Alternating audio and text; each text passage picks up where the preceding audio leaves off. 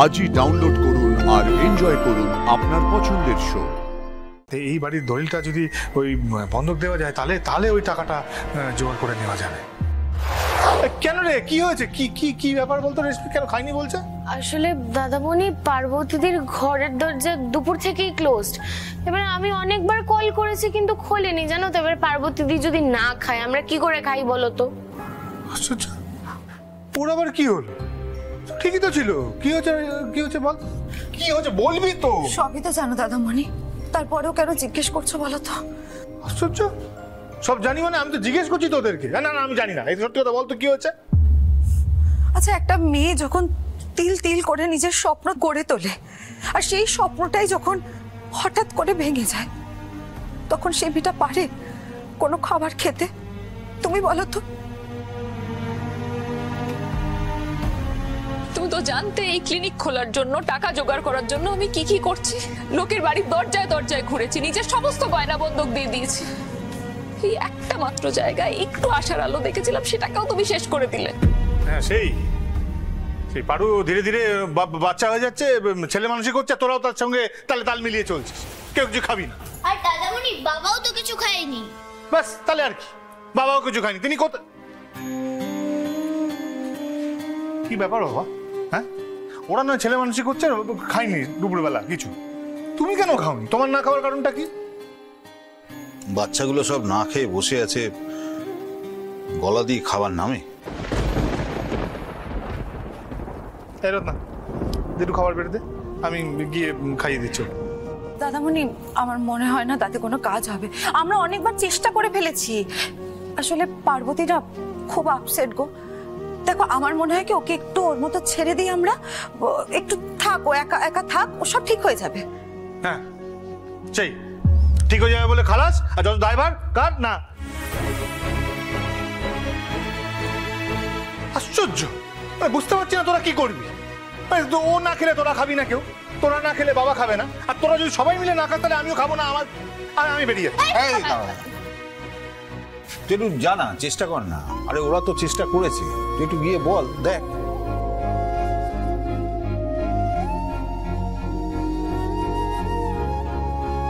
ওকে শুধু বুঝিয়েও রাগ ভাঙানো যাবে না। আমি জানি, আমি তোকে ছোট থেকে চিনি। ও যা চাইছি যতক্ষণ না সেটা পাবে ততক্ষণ ওর রাগ ভাঙবে না, আমি জানি। আরে কি হলোটা কি? দাঁড়িয়ে আছিস কেন? জানা, হ্যাঁ হ্যাঁ, একবার দেখ, চেষ্টা কর। বলছি বাবা, তোমার সাথে একটু কথা আছে, একটু এসো। কথা আছে? একটু এসো না, দেখি সব। দাঁড়া।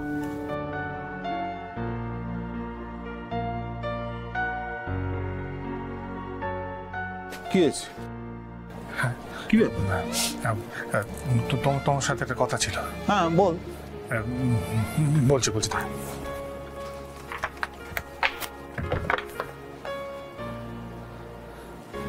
বল। বলছি তোমার কাছে একটা জিনিস চাইবো। তুমি তুমি তুমি না করতে পারবে না? বল, না করবে না? তোকে আমি কিসে না করবো বল? যা আছে সবই তো তোর জন্য। বল।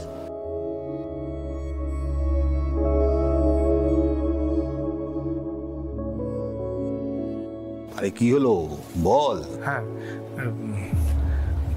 বলছি যে যে মানে বলছিলাম যে এই বাড়ির দলিলটা।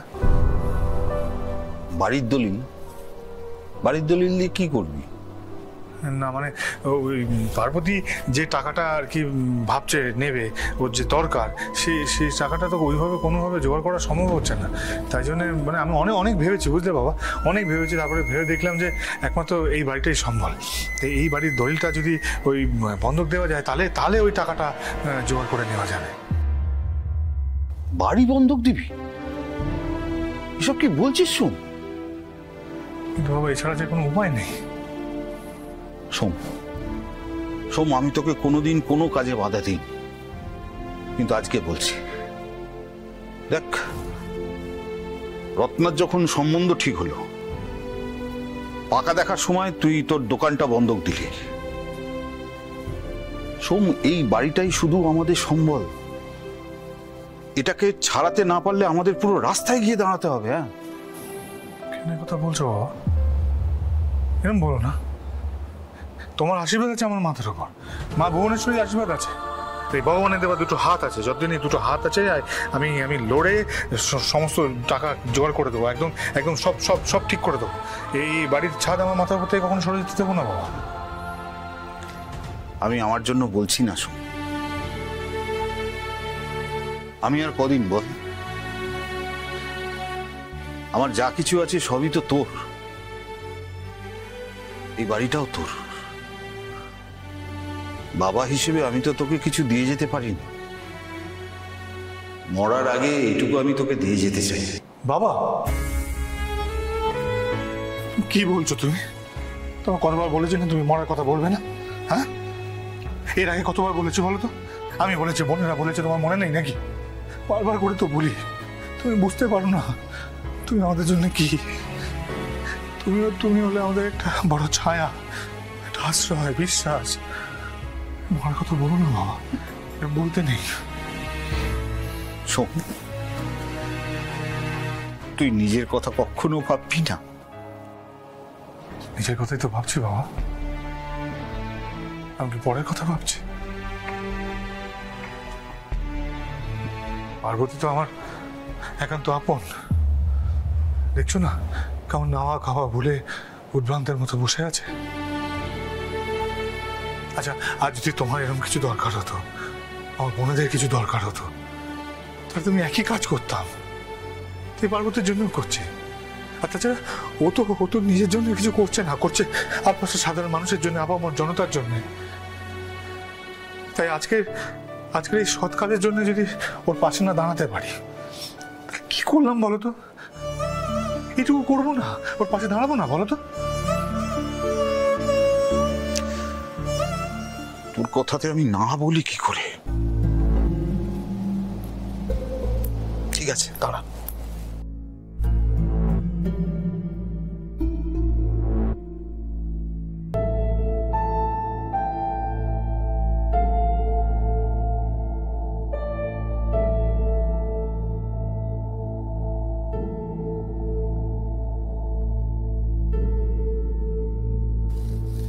এই